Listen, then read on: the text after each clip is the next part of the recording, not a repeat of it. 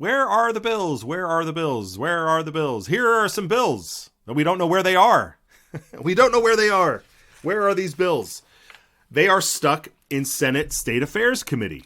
Funny. That is the classic committee. This was when I referenced that Patty Ann Lodge thread that I reposted.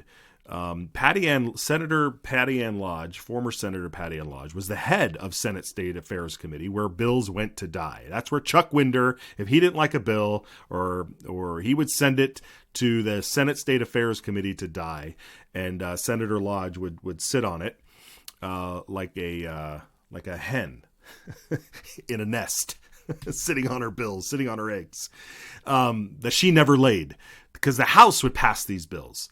These bills here, House Bill 415, House Bill 421, 493, 464, they are all passed in the House with overwhelming majority. Overwhelming majority. 45 plus. Some of them have 50 plus votes. House Bill 415 it ends the gun-free zones in our schools. It allows teachers with an enhanced carry permit and staff with an enhanced carry permit to conceal carry if they so choose. Okay, and get rid of those ridiculous gun-free zone signs that advertise our children as targets. It's atrocious. That bill passed. That bill passed on January 31st,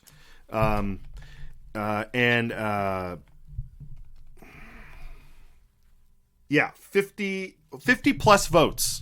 50 plus votes. On here, House Bill 415. January 31st, it was passed, and it's been sitting in the Senate committee. House Bill 421. This one's important. This one defines sex and gender in our code. And the reason why this one is important is because there are bills that are getting backed up that need to pass once that one is passed. Once that one is passed and signed, then everybody can look at these other bills that use that language, and they know exactly what that language means and what that bill means. So we've seen House Bill 538 that deals with pronouns, compelled speech of pronouns. This bill 421, that needs to pass. That needs to get through, so that way these other bills, like that pronoun bill, can get in.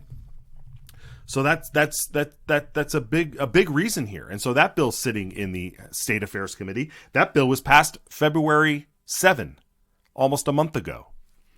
Passed by overwhelmingly in the House. 464 is the Border Compact Bill.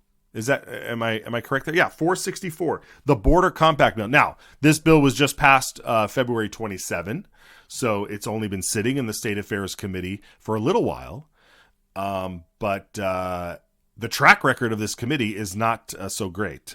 So we need to get that bill understood and get it a hearing. This is it's a Border Compact Bill 464, and this will call for the states to be able to make a compact with other states because of the invasion that's happening in our country. And if the federal government and Joe Biden are going to abdicate their duty and not do anything, then the states will get together and do something. So that bill needs to get a hearing. And it's all about just getting a hearing. It needs to get a hearing in the Senate.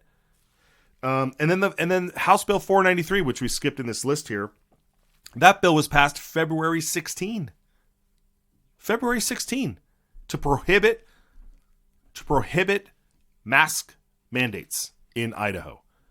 That bill is sitting in the Senate State Affairs Committee. So Senator Jim Guthrie is the chairman of this committee. You can call his committee and you can email the committee using that phone number and that email address right there. Tell them to stop holding the bills. Get them a hearing. We know that it works because on Thursday, a bill that's been sitting in the House Business Affairs, that House Bill 506, which dealt with short-term rental, local governments restricting short-term rental and property rights, private individual property rights. We had Melissa Radford on yesterday talking about how she mobilized people and got that bill to have a hearing. And that's all we want. We want a hearing. These bills passed in the House overwhelmingly. If I was in the House, I'd be offended right now that we vote and send a bill to the Senate and it doesn't get a hearing. It doesn't even get a chance. It just sits in a drawer. How offensive is that? It's no wonder. It's no wonder there's underlying animosities over there. I have no idea. I mean, everybody's cordial. Everybody wants to be nice. But man, I mean, this is why I could never be elected. Because I'd be sitting in the House going, what are these guys doing over there? We send them bills, 50 plus vote count, right? We send it to the Senate, and one person says, no, we're gonna stick it over here. We don't want to hear it. We don't care that the House of Representatives, who represents the people, right? There's 2 per district. Each district has roughly 52,000 people. So you're looking at like 50, I'm not going to do quick math here, 50 people, right, who represent 52,000 people each vote. And they send it over to the Senate, and it just dies. So, oh boy, we have to make sure that the Senate State Affairs Committee understands that they will no longer be a Senate committee that just doesn't listen to bills, that doesn't hear bills. The House State Affairs hears bills. They hear them all day long. I mean, they are firing away.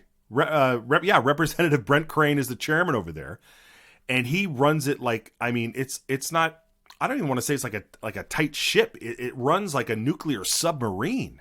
I mean, this thing is always moving. It's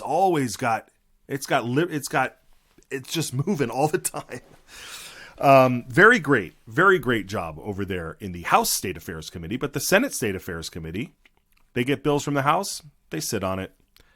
It looks like Patty Ann Lodge passed her chicken nest over to Senator Guthrie, who likes to just sit down and sit on these eggs for a while. Call that number, send them an email.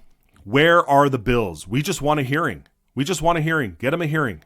Get them another hearing. It gives all of the opponents of these bills, it gives them another chance to come back around and try to make their argument. To show up, they can sign up and give public testimony about why they hate these bills. Let's hear the argument again. Let's have the senators debate this. Let's have the committee hear the bills.